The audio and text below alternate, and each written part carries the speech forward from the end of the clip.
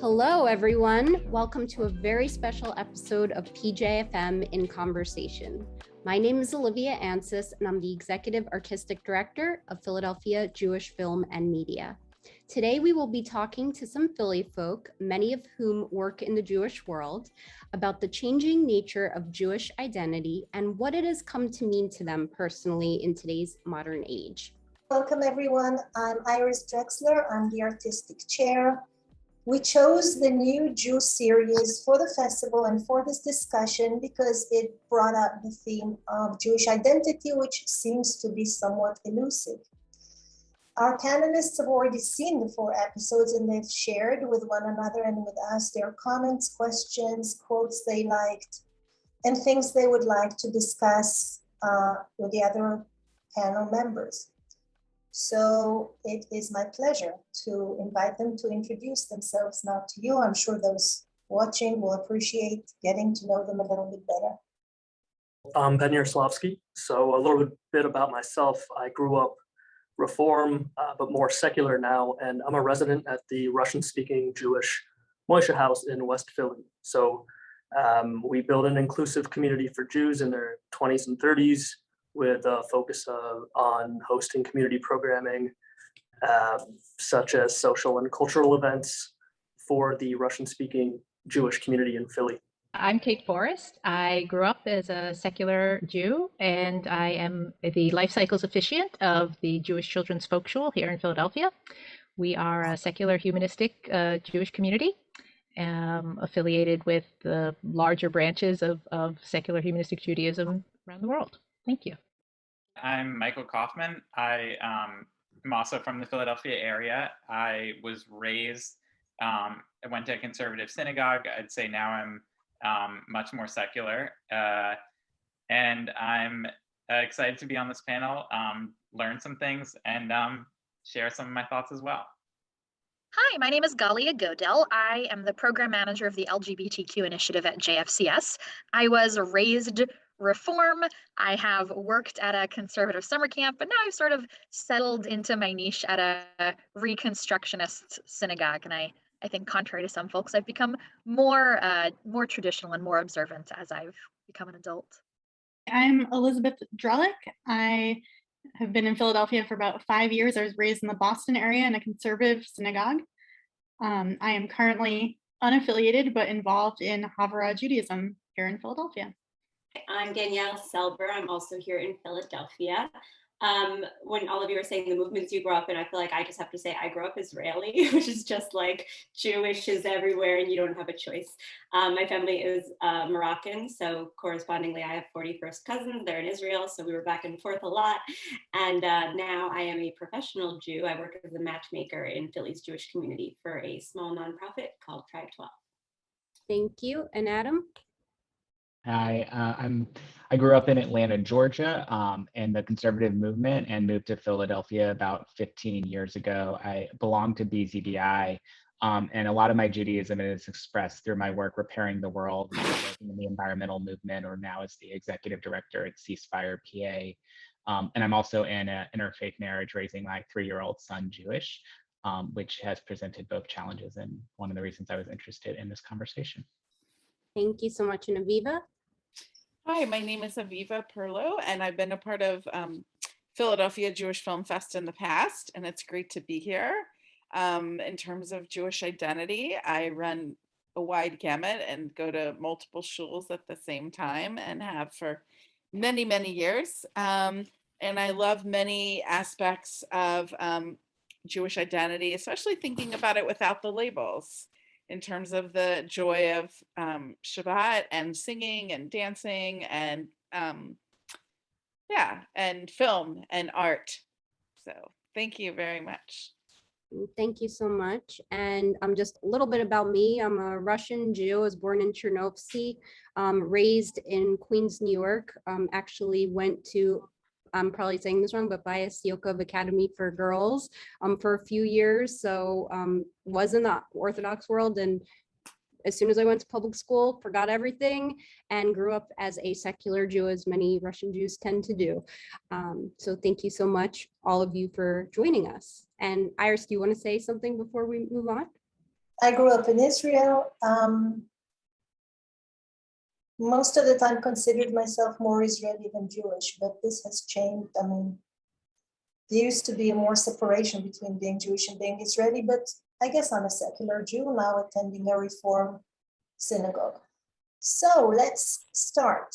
The first episode brought up the topic of being Jewish is a choice, and I'm going to quickly quote something from the episode. You're Jewish by choice, it's all choice. I'm here with 50 people who, not you guys, but in the episode, who chose for themselves what is or isn't relevant to their Jewish identity and to try to give it a modern take. Living as a Jew in America is not to be taken for granted and requires great commitment. So people on the panel wrote this: if you agree that being Jewish in America is a choice, what action or decision have you taken to connect to your Judaism, and how do you decide what is relevant or not relevant to your Jewish identity? So.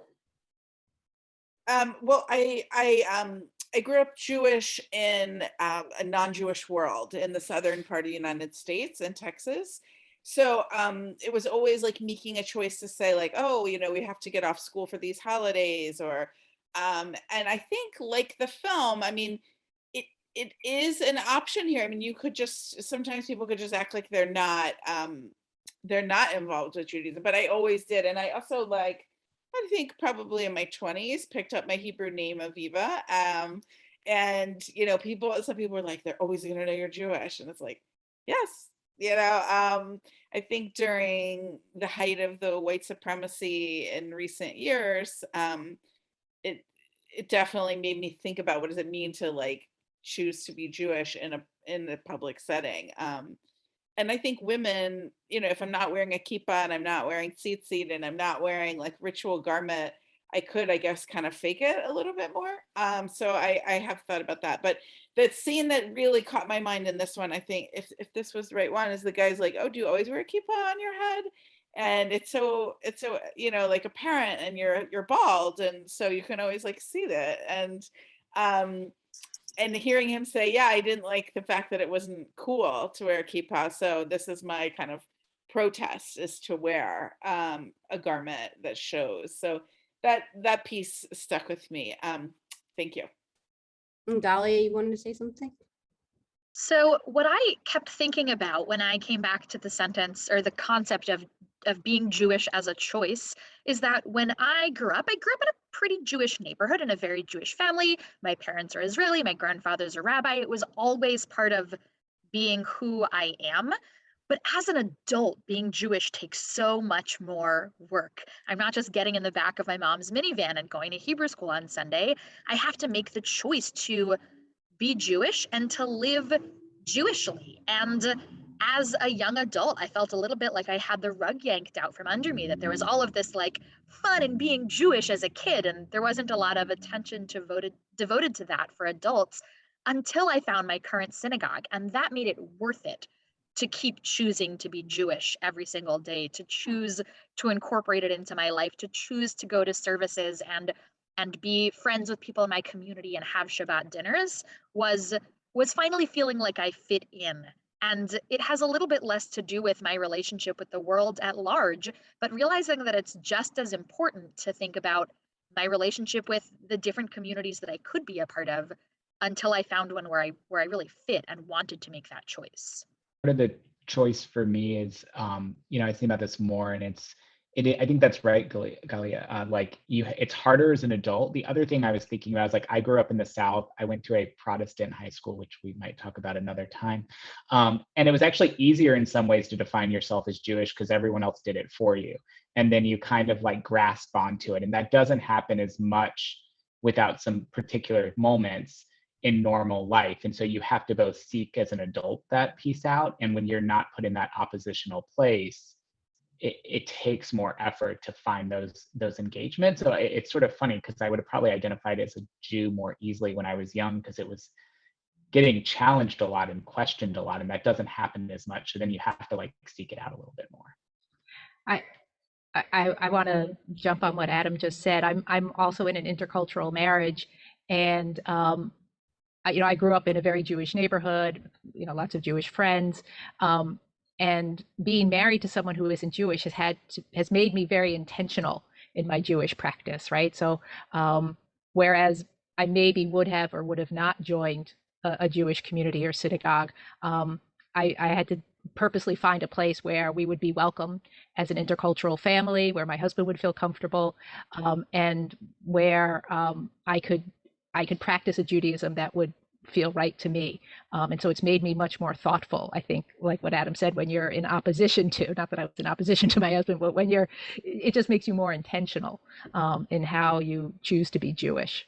But I do think being Jewish is a choice. I think someone could just as easily choose not to be Jewish if they wanted. And that's equally as valid. Also want to go back to what Galia said about choosing the communities you want to dedicate your time and effort to, especially as an adult, where it's not getting thrown in a minivan or dragged on the bus to whatever it happens to be. And that's something, that I find myself thinking about pretty consciously, fairly regularly. Am I going to spend Saturday afternoon at a Shabbat lunch, or am I going to go play the sport I love to play?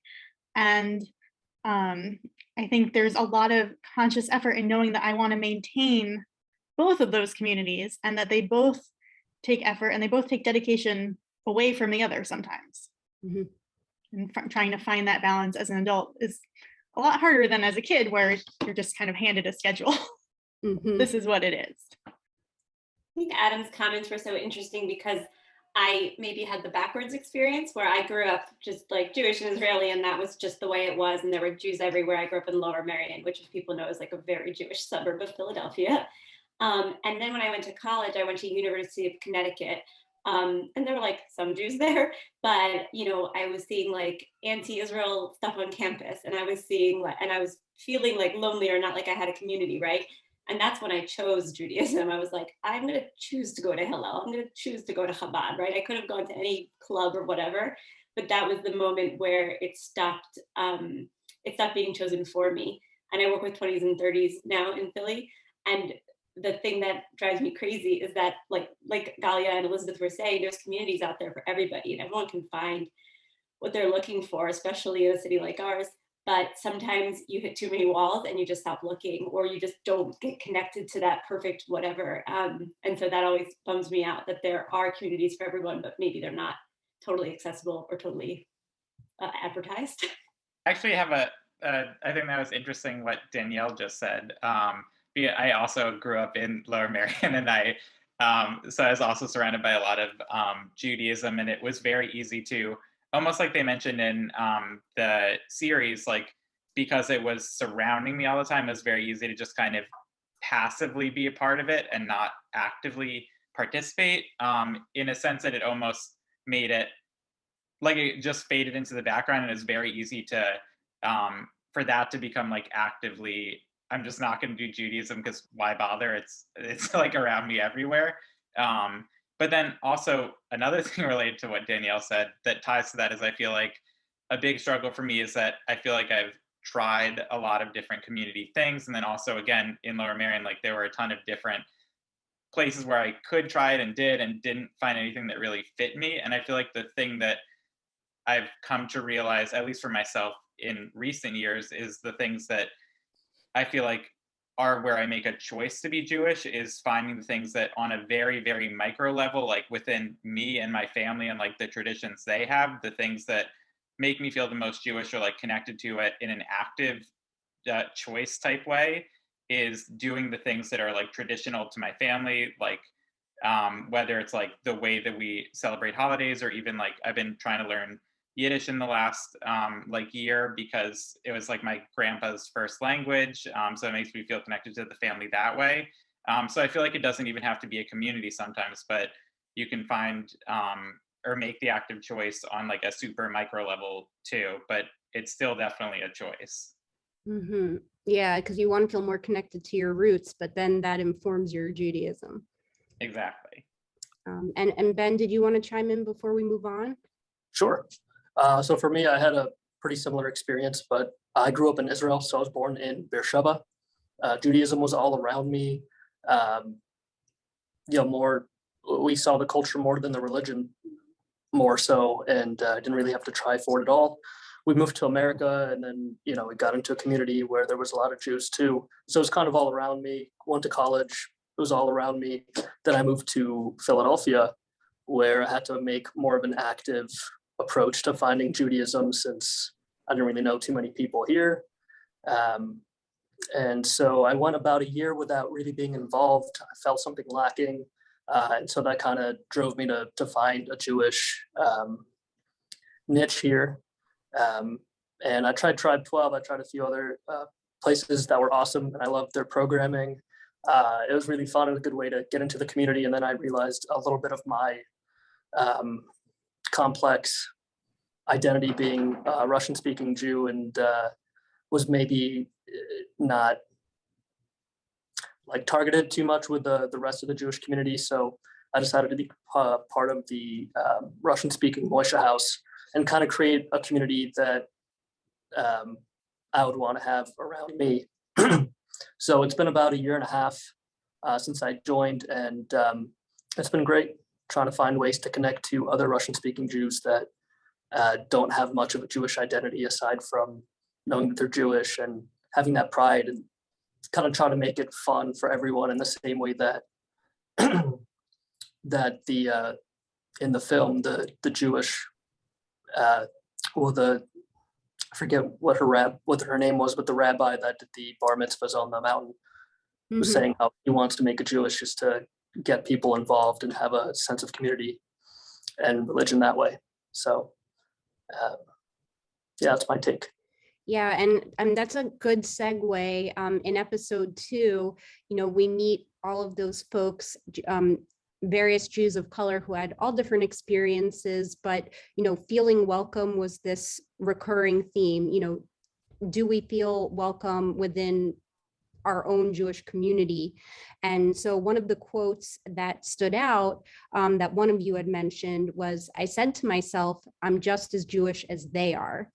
And some of the questions that panelists have posed are there degrees of Jewishness? Do you believe you can be half Jewish or part Jewish?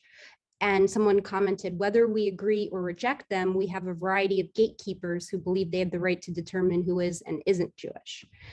So just to summarize some of the concerns I heard, at a time when inclusivity is probably valued more than ever before, what do you all think that we can do individually and collectively to unify Jews? And what, if anything, makes us one people? And I mean, to play devil's advocate, is one people even desirable or possible? So what do you all think about that? I think just related to the last part about being one people, and also I think from the same episode, somebody else had a quote about when they converted to Judaism, that one of the things they appreciated was the questioning attitude towards texts. And I really related to that quote because I think it kind of whittles down, maybe whittles down isn't the right word, but it distills Judaism into this like core thing that I think stretches across, like, it doesn't matter how religious you are or like whether you practice or not, or any of that, is just like having this open mind and like questioning attitude towards things. And I feel like when you can get to those broader things, then Judaism becomes like a pretty wide net, and I feel like pretty inclusive. And I feel like that's at least when I was like watching it and throughout the whole series thinking of like what defines Judaism, to me that like popped out as something like, maybe that's what Judaism is. And I feel like if you use that definition, that is covers a lot of people. And I think related to your devil's advocate question, like, yes, you can, and it could be good to have all people fall under that if that's the definition of Judaism. What I see in my day-to-day life as very troubling is those gatekeepers and the result that those gatekeepers have on people who want to connect to their Judaism. I am personally of the belief that if you believe that you are Jewish, you are Jewish. Complicated feelings about parentage and conversion aside, but I run programming for LGBTQ Jews, and after every single event, bar not a single time, someone comes up to me and they say, I didn't know that I could be gay and Jewish. I didn't know that I could be trans and Jewish. I thought there was no place in the Jewish community for me. Thank you for showing me that that's not the case. And then I get the pleasure of introducing them to synagogues where they will be welcome and they will be accepted. But at some point, they have encountered the concept that they aren't Jewish enough or that they can't be Jewish because they identify as part of the LGBTQ community. And that feels like what's chipping away at Judaism, is someone who decides that it's their right to say, you can't be a part of the Jewish community because of this facet, or questioning how Jewish people are. And I find that to be where the issue really lies. Can I applaud Galia for saying that if someone feels that they are Jewish, then they are Jewish, that if you identify with the history and culture and future of the Jewish people, that should be enough. You know, my younger kid had a similar experience. You know, in our community, our bar mitzvah ceremonies look quite different than in a more conventional synagogue. And my younger kid invited some friends from outside, you know, from school and whatever. And one of the friends said, you know, you didn't really have a real bar mitzvah. You didn't have a real bar mitzvah because you didn't read from the Torah and you didn't do this. So it wasn't a real bar mitzvah. It seems as though we're teaching gatekeepers at a very young age to be gatekeepers. I led a birthright trip for whatever the older group was at that time, like 24 to 26. And people on the trip sort of like throughout the 10 days revealed that they didn't have a bar or bat mitzvah, or like revealed that they didn't go to Hebrew school, revealed that one of their parents wasn't Jewish. And we're all like, that's all just fine. But they were so scared to sort of out themselves, or to, you know, there's this, I'm not sure why, I think somebody in the second episode said this, that the bar mitzvah is this like sticky thing that we all like hold on to as like part of our identity and where it happens. And if you don't have one, it's all over. It's bizarre, but it was amazing to see, you know, 40 very diverse, totally different people from different parts of the country feel that sort of imposter syndrome about being Jewish because of how they were or were not raised. Picking up on that, Danielle, I had some a kind of different but related experience on Birthright, where some people's mothers weren't Jewish and got challenged by Israelis as not being Jewish, even though they knew much of the. As I know we might come back to this conversation, but it's hard for me to answer this question without thinking about my kid whose mother's not Jewish. And even though he was, you know, he went to the mikveh when I'm like, I think it was day, but whatever, within his first month. And we did all that to whatever, we made a conscious decision and enjoyed the ceremony and went through the practice and all, that it will probably at some point be a challenge in his life if he chooses to identify as Jewish later. You know, and so I don't really know what to do about it, but it makes it really complicated for me, because I think the problem with the gatekeeping is a lot of us would go, yeah, we're inclusive and we would count anyone who identifies and with the history and whatever that means for them. But the gatekeepers tend to be on the other side. And how do you hopefully not have that damage people's desire to be part of our history and our religion and our culture and all? It's really challenging. What do you mean, Adam, on the other side? I'm trying to think that different communities might like to have different gatekeepers. So, like the woman, the lawyer in the first episode from the ultra-Orthodox community, she would like the community to stay just as it is with her gatekeeper, and I appreciate that. You know, I have no problem with that. But the problem is when when someone has the opinion that their gatekeeper should be yours too. With this, I have a problem. Now, is this gatekeeper in your head or somewhere else? I don't know, because you can be Jewish in any way you want, I think, at least here. Yeah, I mean, I think that's right, Iris. I think that the problem is when gatekeepers step out of their community. So the judge, you know, can, and I think it's fine for that community at some point to say, this is what it means within our community to be Jewish. The problem becomes when then they say, define what Judaism is for every other community. And that tends to be a one-way street, right? The more exclusive versions and descriptions of Judaism is always exclusionary, versus I think none of us here would probably, well, I can't speak, I would not say that she's not Jewish, right? She is a more stringent, more, rigorous, whatever we're going to call, I don't know what word I would use for describing it. So it's more when gatekeepers try to define other parts of the Jewish community that it becomes a problem, rather than saying, this is what our community needs to have to be Jewish. Great, that works for you. We can still be part of one larger people, in my opinion. But I think it's tricky when we're talking about Jewish identity. For me, there's like a lahavdil, there's a distinction between like, this is what halacha says, and it's really clear, and every single thing in the Torah says matrilineal line. It doesn't include patrilineal, and a lot of people don't hold by that and don't go by that, and that is offensive. And for a lot of situations, and yet there's I guess to me, there's like, halacha means this is what the Torah is saying. The word like gatekeeper, I'm almost wondering if it's more like, this is what people can just sort of like throw criticism on. Like Jews of color have often over and over and over said they are not welcomed. And when they do walk in a room, people are like, so what are you doing here? Where'd you come from? Where are you visiting from?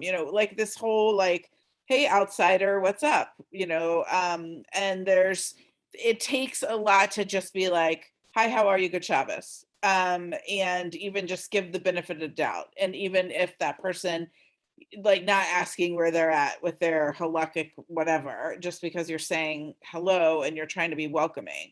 But I think that takes like a certain consciousness. I think that a Jewish community has to decide, and I'm not sure if it's identity or just actually like the minhag hamakom, like the custom, or just like the awareness level. But people have to decide, we're going to be welcoming here, and here's what welcoming means, and like have a specific list of things like that.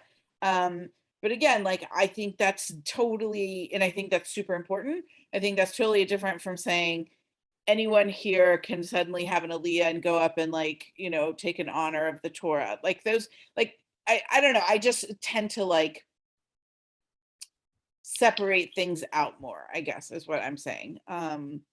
Very briefly, and I am not a rabbi or a scholar, but I do believe that in the Torah, it's patrilineal descent, and it wasn't until Rabbinic Judaism that it switched to matrilineal descent. Gali is giving me a nod, so I think I'm correct on that, which just kind of goes to show that we haven't always done things the way we've always done things. Mm-hmm. Like, I think sometimes people's way of saying, well, this is the way Jews have always done things. Well, we haven't always done things. So why don't we do it differently now that makes it relevant and meaningful for us in 2021? And so quiet.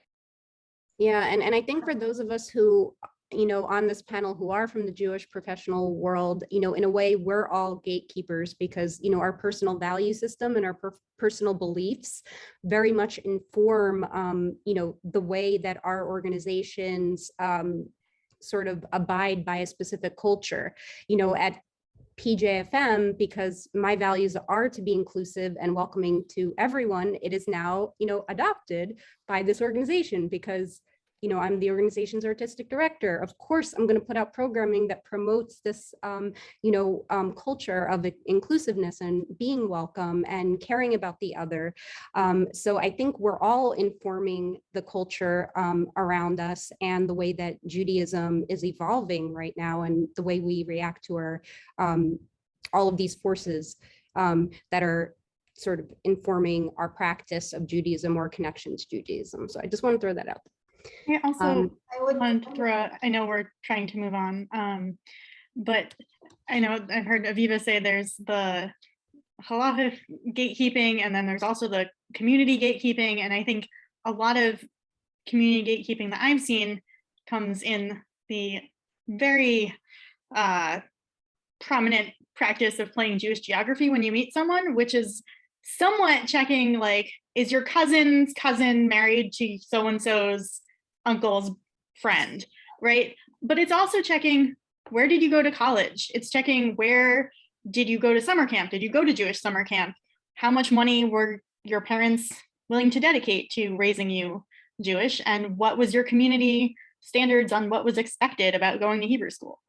And I think we do some of that officially, and we also do some of that very kind of casually. I know there's been a Facebook show going on, like I think they're now calling it Who Knows One, where they'd like basically track people down. And it's really interesting. I haven't watched very many of them, but to see, like, if you get two people from one area of the country and one Jewish subcommunity, and the person they're trying to reach is from a very different subcommunity, some of these times it can take hours to find someone who knows someone who knows someone who knows someone who finally knows the person. And it sometimes highlights how disparate some of our communities can be, even though we maybe really all want to know each other on some level. Two more topics. I don't know if we can fit them in, but I would, one of them Olivia and I discussed was American Jews and Zionism. But before that, I want to throw in the most intimate gatekeepers, who might be the family. And this is the quote from the film, "I don't care who you marry as long as they're Jewish." So dating, maybe Danielle can help us with that since she's in dating. Is there a point in dating only Jews? Do you want to date only Jews? Was there ever a pressure on you to date Jews? And do you have to have it to marry someone Jewish? Do you have to do that in order to have a Jewish home? And can you be Jewish if your home is not completely Jewish? I think these are the questions that were raised by the panelists, and I think they're fascinating. So back to you guys. I'll start us off. Yeah. You're the matchmaker. Yeah, I get to speak to people dating in our very specific Jewish community all the time. Well, I'll say this first. For me personally, I do not care if you or you dates Jewish. It does not affect me in any way. I don't care. People are very nervous, though, to say that perhaps it's a neutral or not a deal breaker, right? A preference.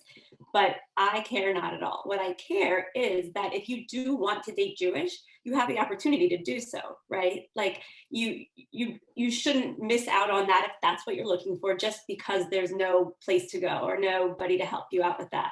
Or when you think like, oh gosh, I already need somebody this tall or this area, and also now they have to be Jewish. Oh dear, right? So for me, it's all about just giving an opportunity. And people have said to me, well, first of all, people come to me who aren't Jewish or who are in the process of conversion or for whatever reason connect to the Jewish community. All of that is fine. All of you are welcome here. And it reminds me of the gatekeeper conversation. Like I always just think to myself, like, who are you to say, right? Like, who am I to say? What do I care if someone else does something, right? Like I gotta, keep my own stuff in mind. And so I think when it comes to dating, it is like a chip on some people's shoulders. I'll say this one last thing. I ask people about deal breakers when I speak to them, and there's some common ones, right, like that you would think of, like smoking and certain political things. But probably like in the top three is actually like a Christmas tree. So somebody will say like, I don't care if I date Jewish, blah, blah, blah, but no Christmas tree. So there's a line in the sand that some people come to. And I've also found that helpful in helping people think through that choice. Gosh, I never thought if I should date Jewish or not. Well, what about a Christmas tree, right? And it's sort of, it creates a space where somebody can now have that conversation with themselves and figure out their own stuff and then come back to me. One of the things that this makes me think about, I'm not a parent yet, but I am working on saving money to adopt a child, which is going to be a long and expensive legal and social process. And I'm at this point kind of committed to solo parenting, whether or not I have a partner, because it is so important to me to raise my children Jewish. I bought my house in the neighborhood where I bought it because it's close to the synagogue where I live. I lead Tashabat. I do Jewish tutoring. I sub in the Hebrew school. Like raising Jewish children is so important to me that it transcends relationships. And I happen to have a partner who is half Jewish and identifies both as Jewish and as non-Jewish entirely as a person. And that partner is not particularly interested in raising a child with me. And that's okay, because I just it just feels more important to me to have a Jewish child than to litigate what my relationships need to look like. And I know that that's going to make me a non-traditional parent. It's going to make my future very complicated, but I know what is important to me there. And that's sort of my line in the sand is, I don't care who I'm in a relationship with, my children are going to be Jewish. I think that's going to make you a very thoughtful and intentional parent. And so, yay, you're already ahead of where many parents start. But Yeah, thank you, um, Kate. yeah, I have two children with a non-Jewish partner, and they consider themselves both fully Jewish and fully Irish. And you know, Purim and St. Patty's Day usually come very close, so it's a bit of tradition for us to have a Guinness stew with Hamantashen, and that is just our family tradition at this point. They don't say half Jewish, they don't say half Irish. And they get we do have a Christmas tree, but we also have a menorah, and we do Passover, and they also had Easter baskets, and they don't seem confused, or if they're confused, it's certainly not about their cultural any challenges we had. They're both in college, but any challenges we had with them growing up was not around any of those issues.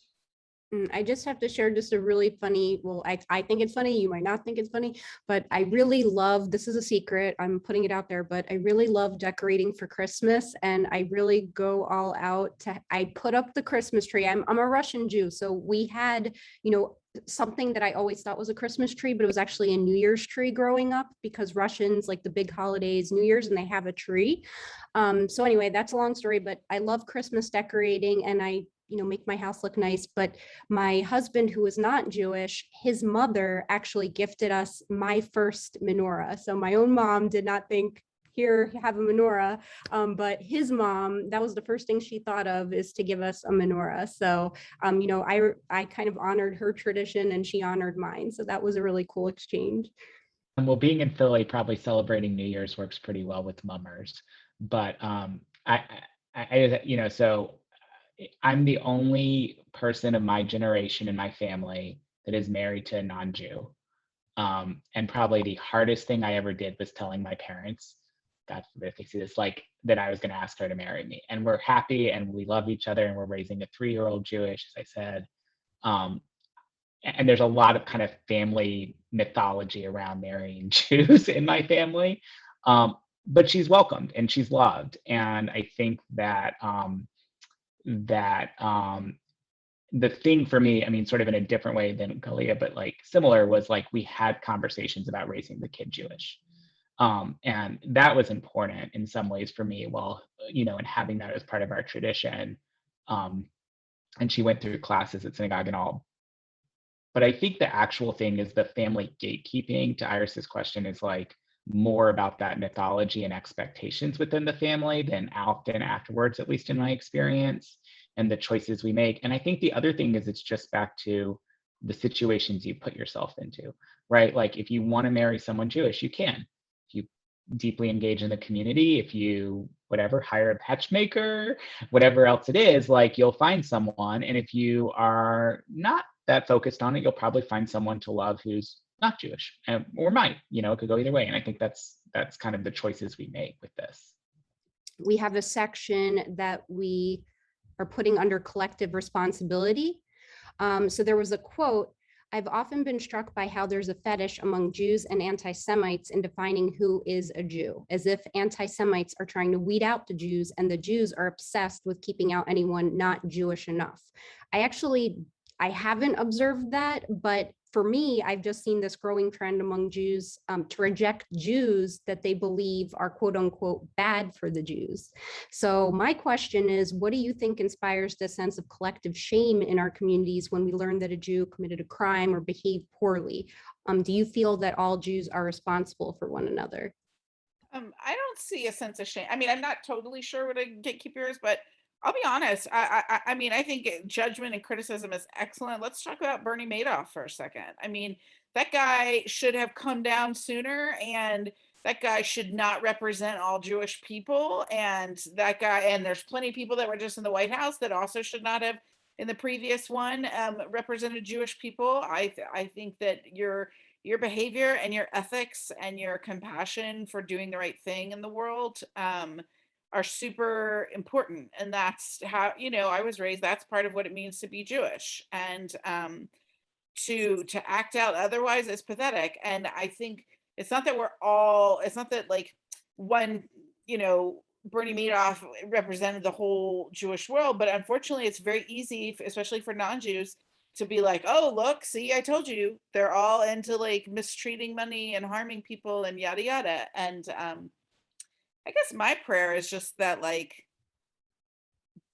that the Jewish people, all of us will be like inclined to do good, like just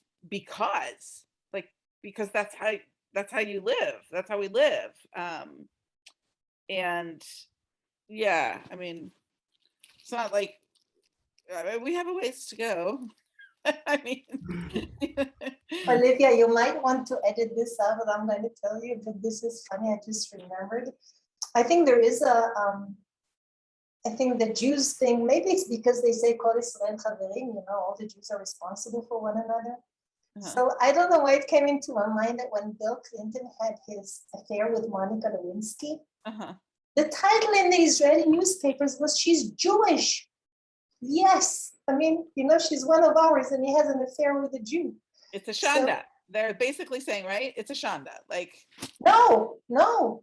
They were proud. Yes. I mean, there was a sense of this. Yes, no. I mean, Olivia, you're going to edit this out. No, I'm not editing that. No, of course you do.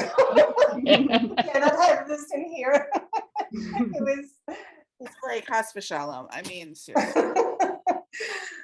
I mean, I guess somewhat related to that, this is less my opinion and more my reasoning, like why people might think that, I guess, is, so I'm a data scientist, so I'm always thinking about like the numbers behind things, and just thinking about how Jews are such a small population in the world. I feel like the ratio of like people doing, I guess, like shameful things relative to people doing shameful things in other like groups, like for example, if like somebody who happens to be Christian does something bad, they're not like, oh, like at least in America where there are many Christians, it's not like, oh, that person did something bad, like clearly Christians are bad. But it's much easier to do that when it's like one out of like a few million people, like to point to that and like have it basically like not prove actually, but in somebody's mind, like prove a stereotype or like make a group of people look negative. Again, not that I think it's right, but like I guess I can see where that's coming from, and like the desire to kind of shield that, which that's where I guess in my own opinion, I feel like I see where that's coming from, but also maybe like a different way to look at it, or to deal with it, is instead of focusing on like, you can't do that because it makes us look bad, it should be more focused of like, why are people thinking of that as the thing that makes all Jews bad, instead of this one person doing this one shameful thing. Mm-hmm. We also have a, like, you know, you sort of mentioned it very briefly earlier, but a shanda for the goyim, like we have this collective, like, oh my God, I can't believe that person's Jewish. There were people who were talking about Ivanka Trump saying she's not Jewish, and like, no, she is Jewish and a shanda, you know. We need to, you know, and whether or not I think that this is important or just, as you were saying, Michael, so visible, when I see that someone is Jewish who has done something wrong, I'm like, oi, how could you do that to us? You are contaminating the public view of Judaism. You are bringing Judaism up in the news in a negative way. Iris, as you mentioned, when someone is Jewish that has the spotlight on them, and they're Jewish, I always have this visceral reaction about the shanda, and whether or not it's fair, I'm like, don't do that to us. Don't make everyone look at us like we are terrible because of your choices. And maybe that means I'm holding us to a higher standard than I'm holding other people. But it is a very instinctive response to me to think that. Mm-hmm. I mean, I agree with that. And I feel like, yeah, our religion defines us more than like the example with, you know, if someone was Christian, they did a shameful act, that it would define them. It seems like it defines us more, and it challenges this notion, at least for me, is what I feel like it challenges this notion that we are a people that try to lead our lives in like an ethical and moral way. So it kind of brings that into question for me, and I kind of feel that personally too. I feel like there's both an internal and an external piece to this, like we as Jews judging our own community versus external communities. I mean, like we should just call this what it is. It's like part of the history of anti-Semitism, right? It's like an opportunity to articulate that someone was bad, but there are terrible people from every religion and it has nothing. And I think it, and we can talk about we're, holding ourselves out and being the chosen people and all that, but it all just fundamentally like there are moral people in every religion, there aren't. But I don't think it's because we're a smaller population. I don't think it's any of those things. I think it is fundamentally about kind of that history of picking and choosing to illustrate something problematic about the Jewish people that isn't really true and assign it to the community. Internally, I think it's different, and it's probably related to actually Judaism, because there is a sense of community responsibility, right? There is a sense when we, on Yom Kippur, right, the community responsibility, and those pieces fit into our religion. And so I think there's internally a different aspect of it about the religion and the responsibility we owe each other in our community. But externally, I just think it's fundamentally anti-Semitism, and I would call it nothing else but that. Yeah, everyone's brought up some great points, but I think it was when Galia was talking, it made me think of Iris's quotes that she picked up about American Jewry and Zionism. So Iris, I'm going to let you take it away for our last topic. This will be our, I think, final topic for this. Questions that you guys raised. Is loving Israel an integral and mandatory part of being an American Jew? Does criticizing certain Israeli government policies means that you don't love Israel or that you're a self-hating Jew? And then Zionism, can it mean different things to different people? And what does it mean to you? That Israel has a right to exist, that it should have certain borders or boundaries, that it should be exclusive or inclusive to other people. Just lots of questions. So let's just touch on this, throw in your ideas. I think the first question you asked is, do you have to love Israel to be Jewish, or do you need Israel to be in order for, Jews existed for many years before 1948, right? So I don't think we need it. But a lot of people find that it's nice that it's there. And a lot of people have complicated relationships with the government and policies of Israel, but that is different than having problems with Israelis or the mere existence of the country. And I think that sometimes we're our own worst enemy in not helping outsiders understand that nuance. I think sometimes we don't articulate that nuance well ourselves. I'm not doing well with it now either, but we're really bad at articulating that nuance outside. And that's when you see these huge blow-ups on campuses and in other spaces. That's what I think. Yeah, I feel like I just like related to that, and kind of like picking some of the words you said, like I feel like any conversation about Israel always starts with like it's complicated, and then very quickly becomes not a complicated conversation in the sense that like everybody has a very strong opinion of like bad, good, and it like misses a ton of gray area in between, that I feel like takes away from a lot of the ways you would talk about other countries and other policies and other people, like even just America. Like I feel like if you didn't like the last president, if you don't like this president, like you wouldn't say like America's bad or good based on what they did. You could say some people are, you could say it reflects poorly on the country, like that happened or didn't happen. But I think that it very quickly sometimes with Israel devolves into like everything about it is bad. And I feel like that's like like you said, there needs to be like more nuance in the way things are discussed with it. Do you feel like in the Jewish community, like in the public sphere, when Israel is brought up, you know, when certain maybe thoughts or point of views or perspectives get brought up that are uncomfortable, do you feel like the conversation just quickly gets shut down? Absolutely. Because I always feel like it gets shut down and then people are just very afraid to talk about it at all. And I think that's part of what Kate was saying about how we have so much trouble expressing our nuance outward to the rest of the world, is that we don't express any of our nuance inward amongst ourselves either. I think, I guess Galia maybe moves in different circles and expresses nuance all the time. But I have not in Philadelphia been a part of really any conversation about Israel until this one right here. Like, and I think part of some of the getting along as all different streams and practices and opinions and political opinions of Judaism and the US here in Philadelphia, I found sometimes involves not talking about Israel and sometimes even consciously not talking about Israel. That, you know, we're gonna very carefully include all of us here.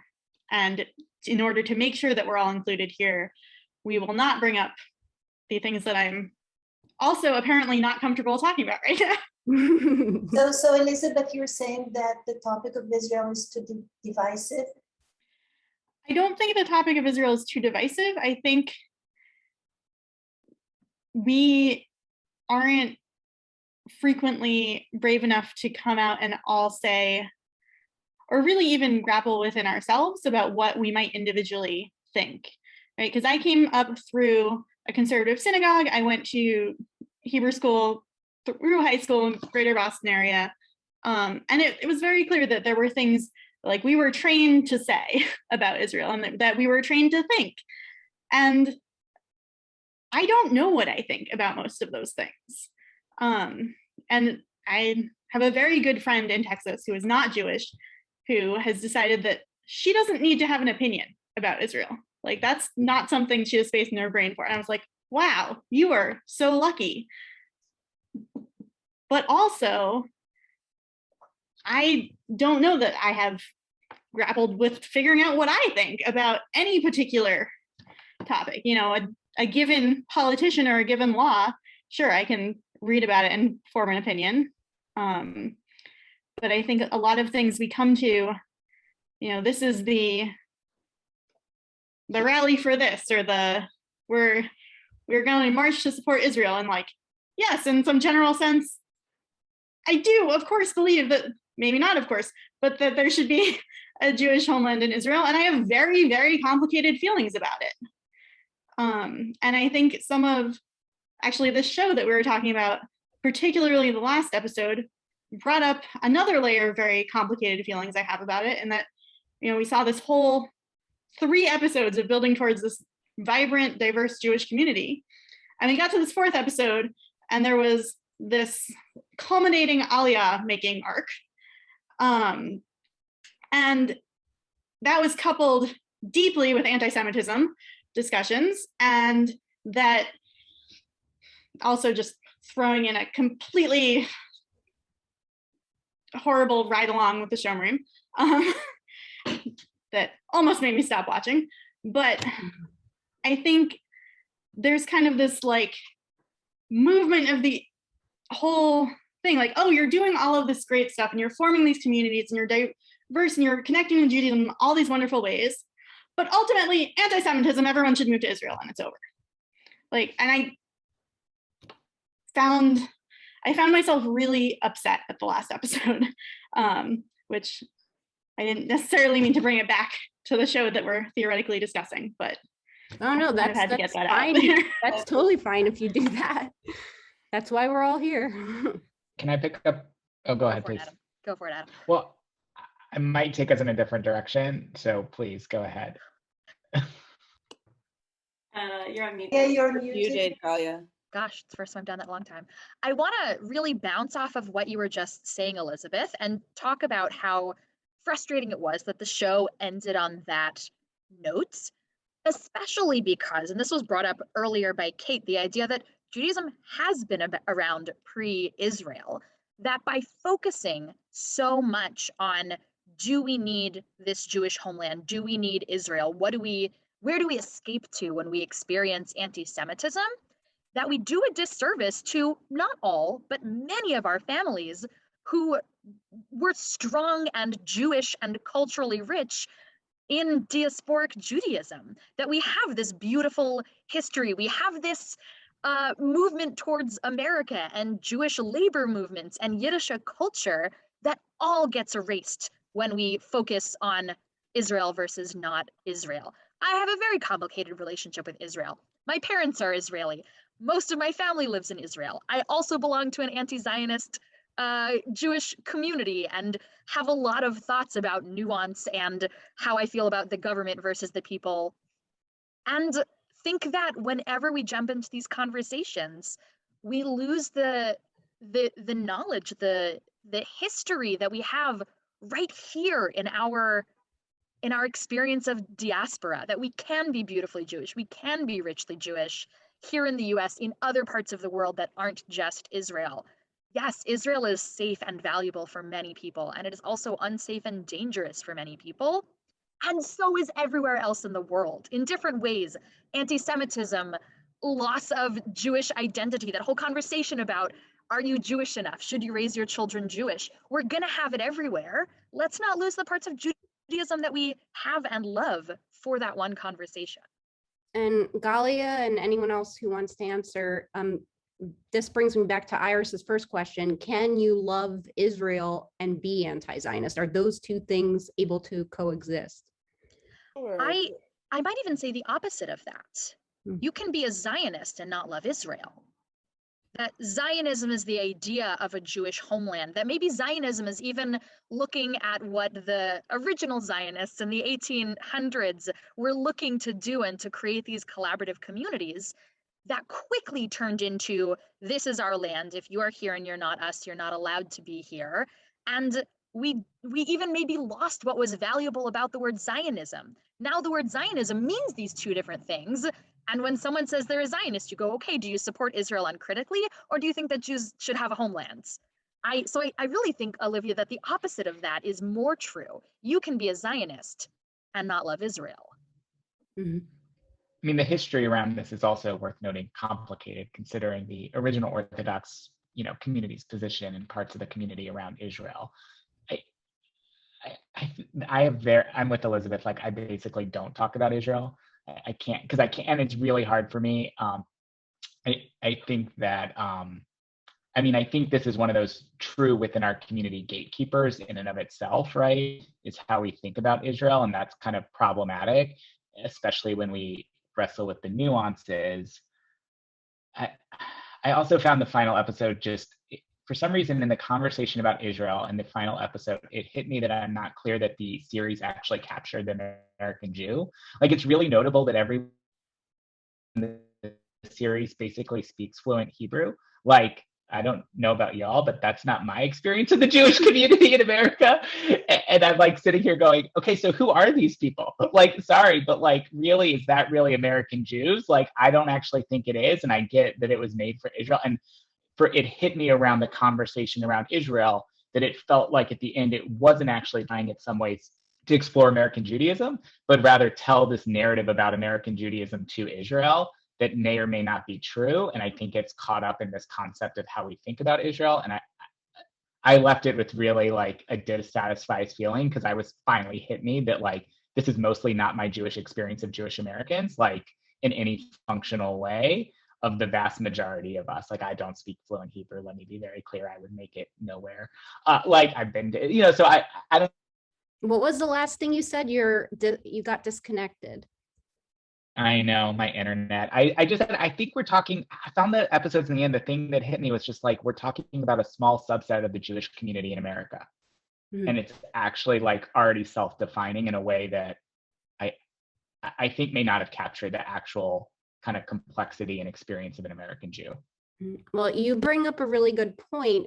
Since this was made for Israel and is probably trying to set an example of how Israelis maybe can connect to Judaism, in some of the ways that these examples have shown in the show. But like, if you were making a show about American Jews, like what would be different in your show? So this is just such a wonderful conversation. I guess the first thing I want to say is that some of you, or Olivia, you might know, Mitch Channon used to run a group called the Jewish Dialogue Group. And a friend of mine many years ago, and at first I was like, what? Like you're just gonna sit around and talk? Like that's it?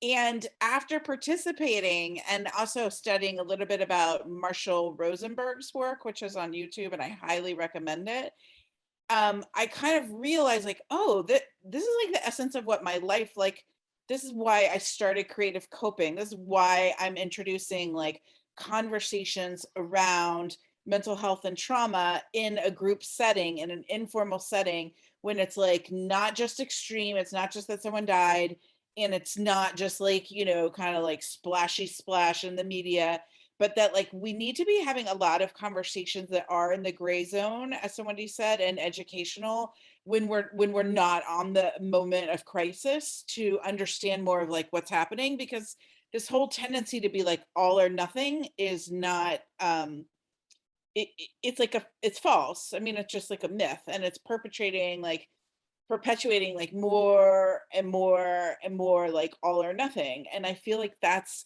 all Israel. You love it, you hate it. You're all Jewish or you're not. Like you're all for guns or you're not. You're like all for, and it's just like you're the person's mentally ill and they're crazy or they're not. Like, and they're perfect and they're fine. And I just feel like our life and our individual life and our like communal life and our societal life would be so much better if we were kind of more in the in-between and learning and pulling things apart. And of course you can, look, I mean, like I've been a very active Jew my entire life. And I've lived my whole life in the diaspora. I only went to Israel once. I know a lot of people think that's a shanda. They're sure that I've been there more. No, I've really spent my life here. And I feel like, how do I feel about, well, like I ask Israeli friends of mine and friends who live there, and they say just like a totally different story than what I would like think in my mind of what's occurring. So yeah, thank you very much. I guess I can just like summarize my thoughts on the miniseries, because also I think kind of related to things that Adam and other people were saying. It was very interesting, like the whole time I was watching it, yes, with like the last episode, but also all the others, I was thinking about how much was missing from it, and that it just, I mean, it's kind of a tricky conundrum because like, yes, it's for an Israeli audience, and yes, like that was like sort of the bent of the series, but at the same time, it's very hard to capture people that you can't capture. So like the people who wouldn't have volunteered to like be on the show, or like didn't know Hebrew and had like quick connections to the people, like I don't know how they would have found them. So like I found that a little bit disappointing, but I think what I found interesting was that even within this smaller group of people, that there was still a lot of diversity of opinions and like ways to be Jewish, which I thought, as I was watching, I was trying to like extrapolate that to, okay, if like in this small subset there's all these different opinions, like just think about all the different types of Judaism that exist outside of that too. And it's kind of I guess like impressive and just interesting and exciting to think about that there are just all these different kinds of people in America that consider themselves Jewish, even if they weren't necessarily, unfortunately, on the series. Iris, do you want to, since you brought up this topic, do you want to say, how it's been for you as an Israeli who spends, part of her year in Israel and in America for most of the time? I think that my understanding of Israel is cultural in a different way than most Americans understand it, because most of the people said, do you speak Hebrew? Kacha, kacha. This was most of their Hebrew. I think that I've seen here Jews who have said, or I heard them, that when I come to Israel, I feel like I'm coming home. And I was thinking to myself, I mean, it's okay. If they feel they're coming home, they're coming home. I can't say anything about that. But what are they talking about? I mean, they don't understand Hebrew. They don't know anything about Israeli culture. They don't know songs. They don't know songs that people in Israel sing. They don't know who the celebrities in Israel are today. They don't know anything about the politics. They can't read the Israeli newspapers. They can't listen to the Israeli news. So what makes them feel at home there? I was thinking this is, for me, it must be some, myth. I don't know. It's like if you go to Paris and you feel romantic. Fine. So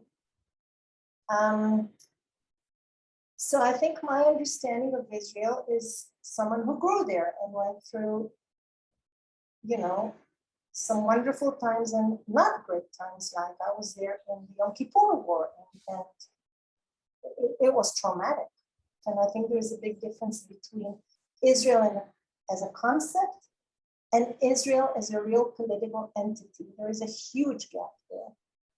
And I think that part of the discussion that people have here about Israel is that they don't realize how deep that gap is between their dream of a Jewish state and what the Jewish state is actually like when you have people like us living there, It's complicated. We're Jewish. Of course it's complicated. Of course it's complicated. For every Jew, for every 2 Jews, there are 4 opinions. This might be, heard. Yeah. Anyway, this was wonderful. I want to thank you a lot for sharing your thoughts with us. I hope this will inspire other people to share their thoughts with other people about what Judaism means for them. And thank you very, very much. And we hope that all of you watching out there will help us continue this conversation on Philly JFM's Facebook page. And of course, if you found the series entertaining, somewhat compelling, somewhat valuable, please tell your friends and family to tune in and tell you what they think about the new Jew or just their own Jewish identity. Thank you to everybody here and to everybody out there. Thanks again. Have a good night. Thank you for inviting us to be a part of this. Yeah, thank you for gathering. Thank you. Thank you so much. Thank you.